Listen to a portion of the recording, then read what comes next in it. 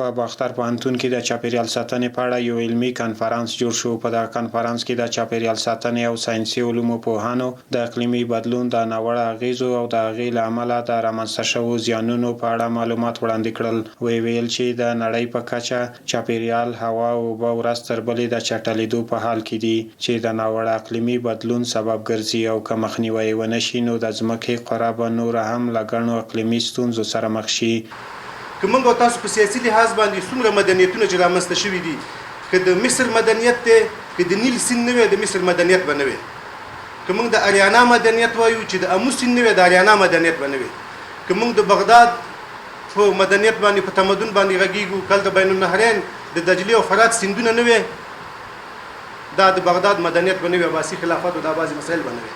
که موږ کله د هند او د چین د مدنیتونو نه غږیږو یا تمدنونو نه غږیږو، دې ځکه د انډس ریور دی دا چلیږي.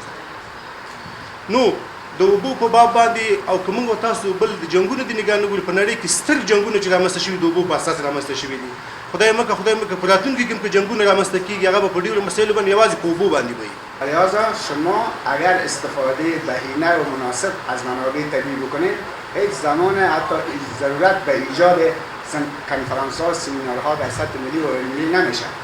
په دغه کنفرانس کې د تیلو د زیات مصرف او د اوبو د چټلېدو په اړه وویل شول چې غربي هیوادونه اوبه او تیل زیات مصرفوي چې د دواړه چارې د چاپیریال د خرابېدو لامل ګرځي. امیال شما ببینن هوای پاک در گرد را گرد کره زمین، امیالی که تحمل از اینمی گرمی را ما شما نداره.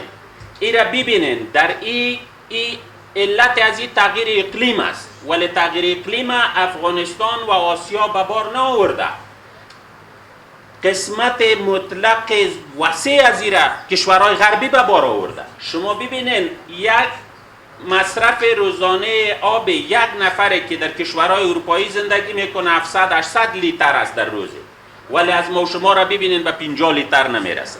به اینمی ترتیب مصرف مواد سوختشان، تیلشان که یگانه منبع گازات گلخانه‌ای است، از اونها اینم قدر بلند است. د یادونې وړ ده چې په لویو صنعتي هیوادونو کې د تیلو او اوبو زیات مصرف، همدارنګه په جګړو کې د نړیوالو قوانینو نه مراعات کول او د کیمیاوي وسلو استعمال په نړیواله کچه د چاپیریال د تخریب سبب ګرځېدلي دي چې د میلیونونو انسانانو، نباتاتو او ژوو ژوند یې له ګواښ سره مخ کړی دی.